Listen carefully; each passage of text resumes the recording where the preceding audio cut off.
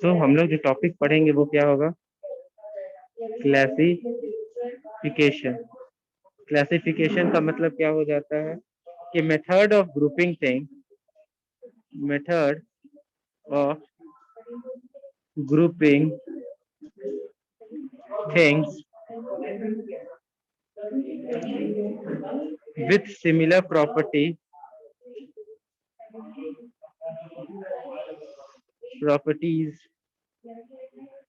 together। इसका मतलब क्या हो गया कि क्लासिफिकेशन का ये मतलब होता है कि जब भी हम किसी चीज को ग्रुप में एडजस्ट करें, ठीक है, ग्रुप में उसको रखें और उसका प्रॉपर्टी सेम होना चाहिए, उसी को हम लोग क्या बोलते हैं? क्लासिफिकेशन। लाइक अगर आप अपने चारों तरफ देखोगे तो आपको अनमेमोरेबल थिंग मिलेगा, बहुत सारा थिंग, बहुत सारा मीन सराउंडिंग्स आपको देखोगे तो सराउंडिंग जो आपका है वो बहुत चीज आपके अगल बगल है, ठीक है। And that would be quite tough that there are thousands and thousands of things around you, ठीक है। आपके अगल बगल देखोगे तो थाउजेंड से बहुत सारा थिंग्स है आपके अगल बगल, ठीक है। कुछ लिविंग होगा, कुछ नॉन लिविंग होगा, ठीक है, कुछ लिविंग होगा, कुछ नॉन लिविंग सब्सटेंस होगा।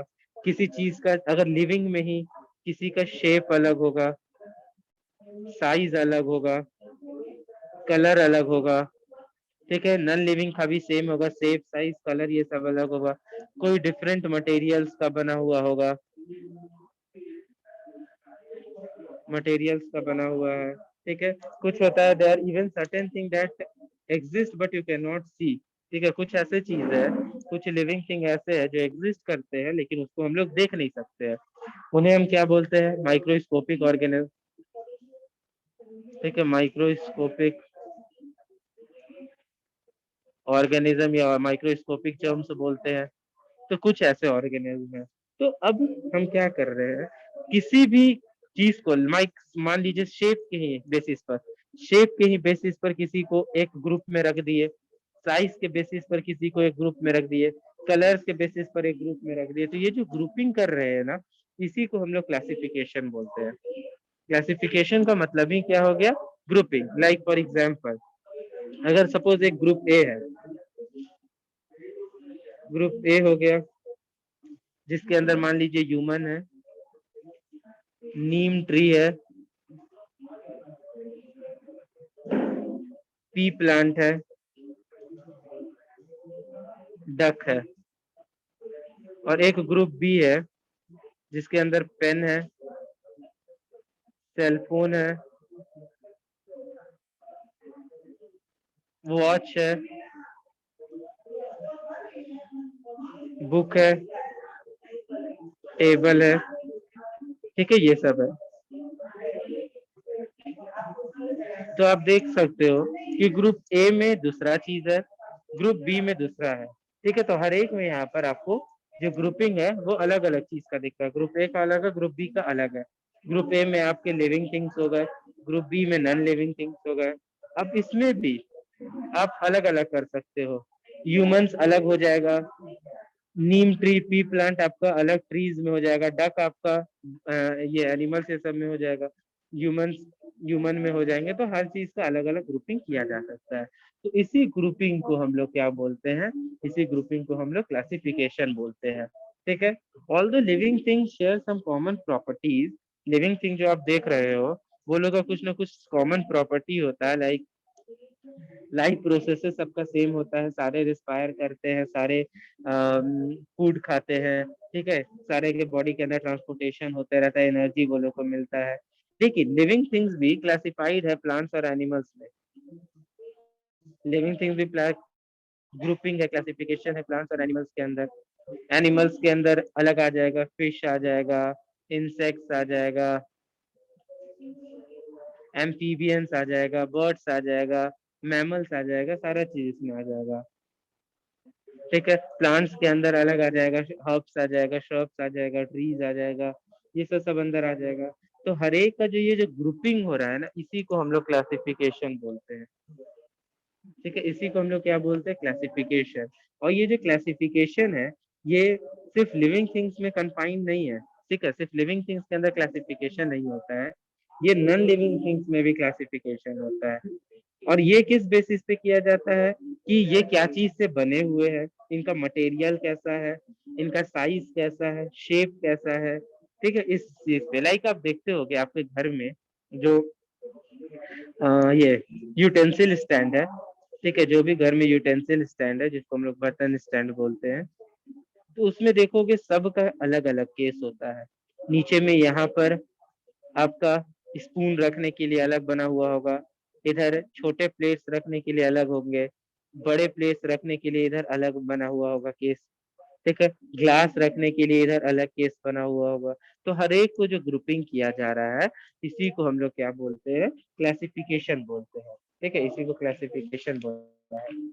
अब ये मटेरियल जो है वो किस किस चीज से बना हुआ होता है, तो अगर मान लीजिए एक को एग्जाम्पल दिया जाए एप्पल, तो एप्पल को आप कैसे डिस्क्राइब करोगे, आप इसके साइज के बारे में बात करोगे, शेप के बारे में बात करोगे, कलर के बारे में बात करोगे, ये सब चीज के बारे में आप बात करोगे, इसका टेक्सचर के बारे में बात करोगे, किस चीज से ये बना हुआ है।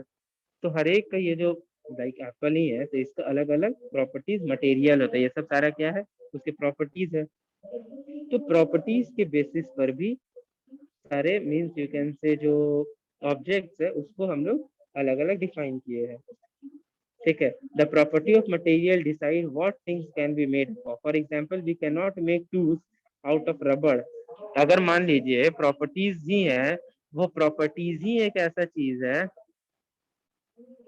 जिस पर हम लोग सारी चीज को क्लासिफाई करते हैं, कैसे, तो क्या हम लोग रबर से कोई टूल्स बना सकते हैं, आयरन का टूल्स तो बना नहीं सकते, रबर से घर बना नहीं सकते हैं, ठीक है, रबर को हम लोग खा नहीं सकते हैं। तो जो प्रॉपर्टीज होता है उसके बेसिस पर हम लोग सारा चीज यूज करते हैं। अगर मान लीजिए आपका सॉसपैन है या फ्राइंग पैन है, तो सॉसपैन हम लोग रबर से तो बना नहीं सकते, वुड से सॉसपैन बना नहीं सकते हैं, क्योंकि ये सब को अगर हम लोग आग पर रखेंगे तो वो जल जाएगा।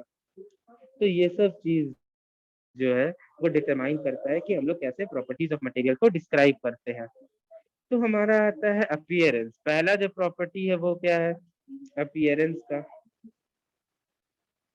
अपीयरेंस का, तो अपीयरेंस में हम देखेंगे कि वो कैसा दिखता है। लाइक अगर मान लीजिए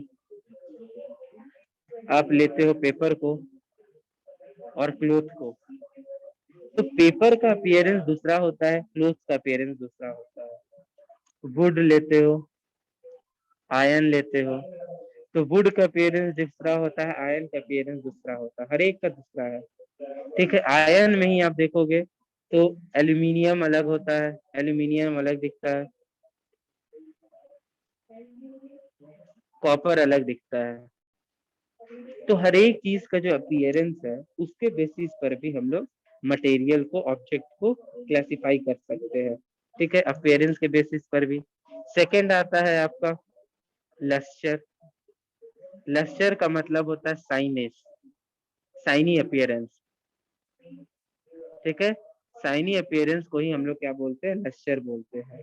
आप खुद देख सकते हो, कोई लाइक वुड हो गया और एक स्टील हो गया, तो वुड लस्टर कम होता है, स्टील में लस्टर ज्यादा होता है, ठीक है। क्लोथ में ही देख लो, सिल्क क्लोथ देख लो और कॉटन क्लोथ देख लीजिए, तो सिल्क क्लोथ का लस्टर ज्यादा होगा, ज्यादा शाइन करेगा, कॉटन क्लोथ कम शाइन करता है। तो ये सब चीज जो है लस्टर के भी बेसिस पर हम लोग क्या कर सकते हैं, मटेरियल को हम लोग क्लासिफाई कर सकते हैं, ठीक है, उसको अलग अलग रख सकते हैं। फिर आता है टेक्सचर। टेक्सचर मतलब वो कैसा बना हुआ है, उसका हार्ड है, सॉफ्ट है। थर्ड क्या हो जाएगा, टेक्सचर। टेक्सचर भी एक प्रॉपर्टी है कि ये मटेरियल जो है ये हार्ड है या सॉफ्ट है। लाइक आप रबर देखोगे तो रबर हार्ड में आ जाएगा, आयरन देखोगे तो आयरन सॉफ्ट में आ जाएगा। तो वो डिपेंड करता है कि उसका टेक्सचर कैसा है। सॉफ्ट मटेरियल को हम लोग स्ट्रेच कर सकते हैं, हार्ड को हम लोग स्ट्रेच नहीं कर सकते हैं, ठीक है, इसको कंप्रेस नहीं कर सकते हैं। लाइक आप रबर को खींच सकते हो,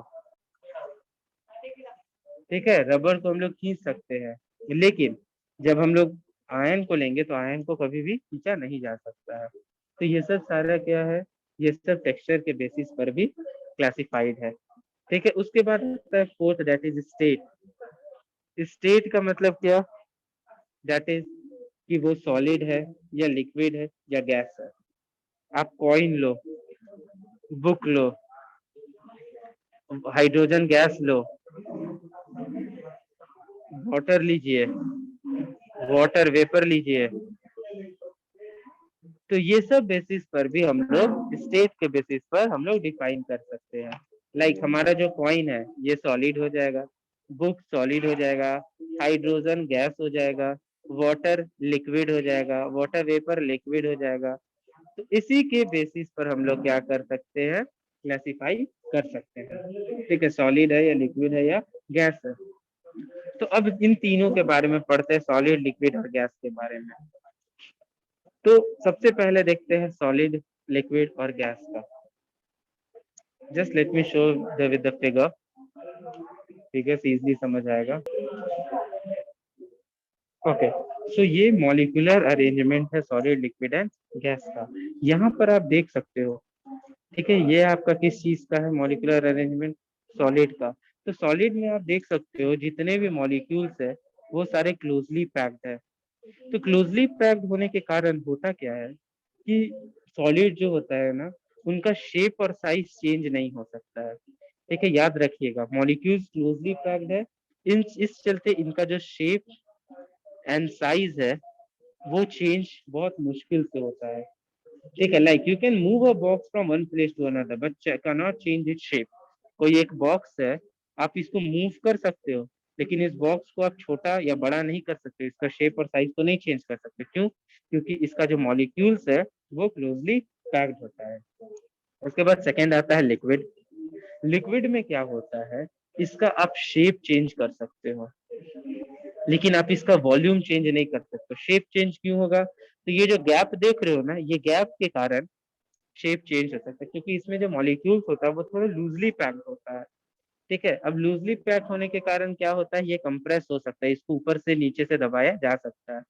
तो आप देखते होगे कि अगर आपके पास ग्लास में पानी है, ठीक है, वो उस शेप का भी है, जैसे ही उसको बड़े बर्तन में डाल दोगे तो ये उस शेप का ग्लास बन जाता है। तो याद रखिएगा, लिक्विड में शेप चेंज हो सकता है लेकिन वॉल्यूम नहीं होता है, और इसको कंप्रेस किया जा सकता है, इसका शेप चेंज किया जा सकता है। अब आते हैं गैस में। तो गैस में शेप और वॉल्यूम दोनों चेंज किया जा सकता है। शेप और वॉल्यूम दोनों चेंज किया जा सकता है। कैसे? जब ये गैस जब तक टायर में है तो ये क्या है, टायर के शेप का है। जब इसको बलून में डाले तो ये बलून का शेप का हो गया। जब इसको एक बॉक्स में डाले तो ये बॉक्स का शेप का हो गया। तो हर एक चीज में इसका शेप चेंज करते रहता है। ओके, ओके, तो ये आपका सॉलिड, लिक्विड, गैस का मॉलिक्यूलर मूवमेंट पर ये डिफाइन है। ठीक है, मॉलिक्यूल्स में सिंस इसका सेपरेट ज्यादा होता है, अलग अलग ज्यादा है, ठीक है, जिसके चलते क्या हो रहा है, इसको शेप वॉल्यूम चेंज किया जा सकता है। सिंस इसका थोड़ा दूर पर है, इस चलते इसका शेप वॉल्यूम नहीं, शेप चेंज किया जा सकता है, वॉल्यूम नहीं। इसका दोनों नहीं चेंज किया जा सकता क्योंकि मॉलिक्यूल जो है वो क्लोजली पैक्ड होता है। ठीक है, अब ये चीज हो गया आपका सॉलिड, लिक्विड, गैस का। अब आते हैं सॉल्युबिलिटी ऑफ वाटर में, कि वाटर में कौन कितना सॉल्यूबल है, ये हम लोग देखेंगे। तो वाटर में सॉल्यूबल है उसमें दो कंडीशन हो जाते हैं, लाइक